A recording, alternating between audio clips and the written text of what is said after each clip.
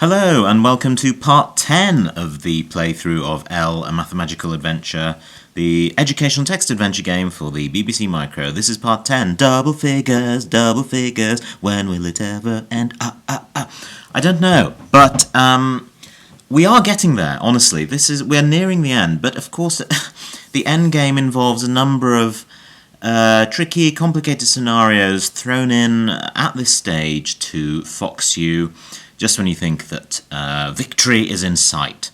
But they're also quite interesting, so that's a good thing. And that's all that matters. So we have just defeated the Drogo Guard with the calculator puzzle, and we've returned to this central junction, if you like, of the circular room with rooms in all directions. Let's now, and we'd just been north for the calculator puzzle, so let's now try going east, shall we? To see what's off in that direction. We have to go somewhere. You're in a room with 6 walls. Doors lead to the west and southwest. On the east wall is a brass plaque engraved with that is, of course, encoded text. You may find it familiar because, well, why would you? You haven't seen it before, but the pattern may seem familiar because it was the same code. This is the same code that was used in the Code Room puzzle way back in the mists of time when this playthrough began, and it's the same code being used here on the plaque. And if you decode that text, that cipher text, using the code scheme, you'll find out that it says Crowther and Woods. It says Crowther, Woods. And what's this all about then? What's this all about? Well, if you remember back to the puzzle with the pig, catching the pig, who was called Newman or Neumann, you will remember that that was a tribute, in fact, to the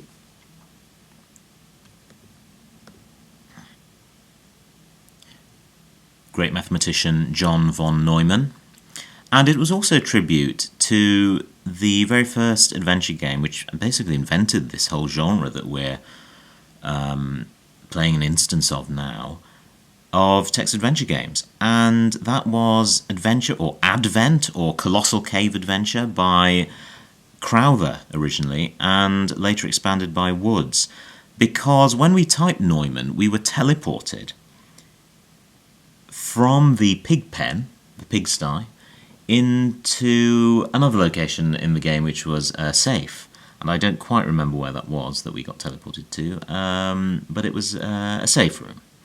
And we basically got out of jail. We escaped from jail, which the pig pen was next to. And that is similar, as I said at the time, that's similar to a teleportation spell or magic word that features in Advent, the original adventure game, Colossal Cave. And here we have the words Crowther and Woods. And what are we to do with these? Well, we type them in, of course, to see what happens. What else can we do? Crowther. Suddenly it goes dark. You experience the sensation of travelling in a high-speed lift, as we did before. You're in the old kitchen. And indeed we are in the old kitchen. Let's have a look. Yes, there it is, the room that was once a kitchen, quarry tiles, cracked sink. A very sad and depressing place, but why we wanted to be teleported there, I've no idea. And in fact, the teleportation here is a little bit mysterious. It seems to be there for the sake of it. Perhaps it does enable you to skip from one part of the map to travel a vast distance instantly to another part of the map. But why is that useful? I'm not entirely sure. It may help if you're trying to solve different puzzles at vastly different points in the game in a particular funny order. I'm not, though, so that doesn't help me. Now let's type Woods here. Suddenly it goes dark. You experience the sensation of travelling in a high-speed lift. You're in the room with 6 walls again. So that's what Crowther and Woods does, and I believe those words only work in these 2 locations, the 6-walled room and the old kitchen, and they teleport you back and forth between those 2 rooms. And again, this is reminiscent of the magic words in the original adventure game, and that original game was something that was created by William Crowther, as I said at the time, and here he is, William, Willie or Will Crowther, a computer programmer and caver, and this is his Wikipedia page. He's best known as the co-creator of Colossal Cave Adventure, a seminal computer game that influenced the first decade of game design and created a new game genre, text adventures. Also known as interactive fiction by those of a particularly pretentious bent. No, that's not fair. But it is also known as interactive fiction, and in fact that term was most commonly used by the legendary text adventure game company Infocom, again mainly in the 80s. Anyway, that's interactive fiction, but this is they're also known as text adventures, and that's what we're playing now. And here is Will Crowther, worked at defense contractor and internet pioneer company Bolt, Beranek and Newman. And here it is, a little bit about adventure, and it was written in Fortran on PDP-10, and you can play that version of the game as far as can be discerned using an emulator and a PDP-10 emulator, and the original compiled, or at least a compiled version of what purports to be the original code. And it's all very interesting, and without that we wouldn't be playing L, and I wouldn't be doing this epic walkthrough that I'm doing now, and lengthening further as we speak by showing you all this stuff. But hopefully it's more interesting than anything I've said so far. So the original game was written by Crowther and was then expanded into the version that most people have played, if they've played it at all, by Stanford researcher Don Woods, who sought permission to enhance the game and did so, I believe, by sending an email to everyone on the internet at that time, which wasn't that many people, who were called Crowther, I believe. That's the story, something like that. And he finally got in touch with Will Crowther and was given permission to extend the game. And here's Don Woods' Wikipedia page. Don Woods, brackets programmer.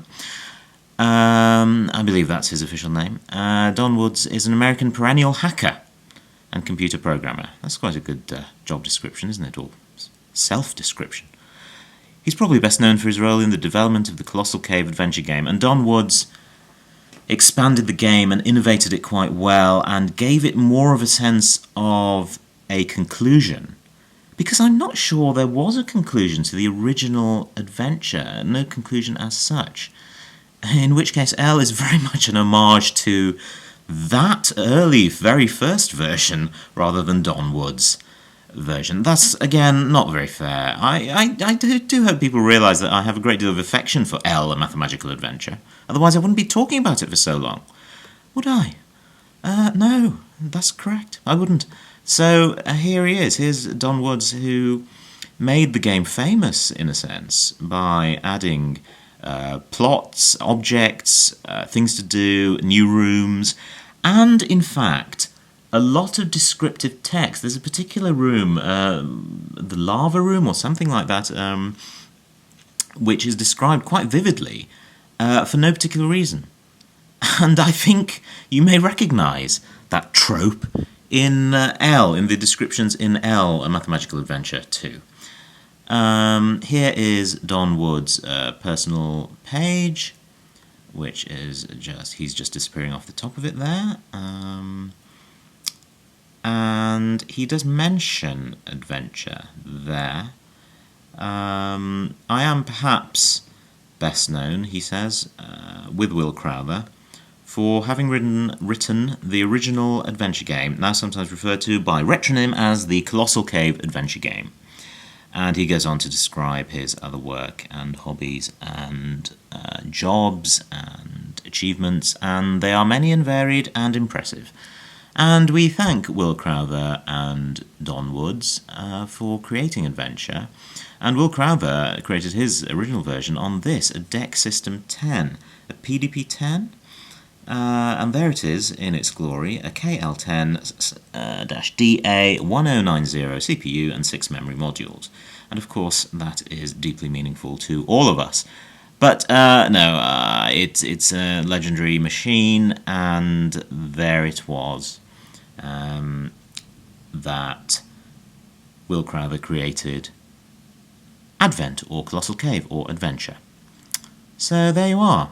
That may or may not have been interesting to you. And in any case, that's the origin of these teleportation magic words in L that I just demonstrated the use of. So that's all I'm going to say about that, because I don't think there's anything more really to be said about the usage of these magic words, Crowther and Woods and Newman or Neumann, in L, certainly. Let us now proceed and go southwest from the Crowther Woods code room. This is still a room off the main circular room, this junction room, this clearing hall, this Piccadilly Circus or Times Square, if you like, of L. You have entered a grim room with a triangular floor and 3 slanting triangular walls, which meet at a point high above you.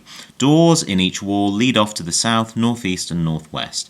Hundreds of bats are hanging from the slanting walls. Oh yeah, just throw that in at the end, that tiny detail. One especially large bat is eyeing you suspiciously. If you want to get out of this room, give me a nice number between 20 and 90, says the large bat threateningly.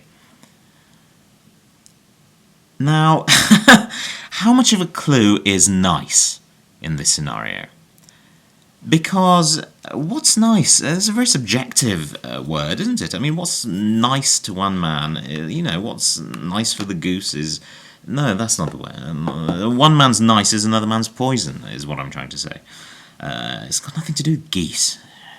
Get with it. Right. If you want to get out of it, what's a nice number between 20 and 90? I think, for example, 30 is quite a nice number between 20 and 90. But if you type in 30, the large bat flies. Again, this misspelling of flies, I can't believe that got through. Over to a wall and writes, the large bat flies over to a wall and writes the following that you can see on the screen. He writes out the numbers 1 to 30 as far as he can in this triangular form, so that each row of numbers is one longer than the previous one. So he starts with 1, and then the next row is 2 and 3, and so on. And of course, if you type in 30, then the number 30 appears in the middle of a row, or in fact near the beginning, rather than at the very end of a new row. And the bat says, "I detest anything that's not triangular," shrieks the large bat. "Try again, but be very, very careful." And in fact, it just occurs to me that I could just type in 1. Is that a legitimate triangular number? I'm not sure. Or 3, or 6, or 10, or 15, or 21, as you can see above. Any of those would do. In fact, the largest triangular number less than 90 is 78. So I'm going to type that in. And that's the largest we could get away with.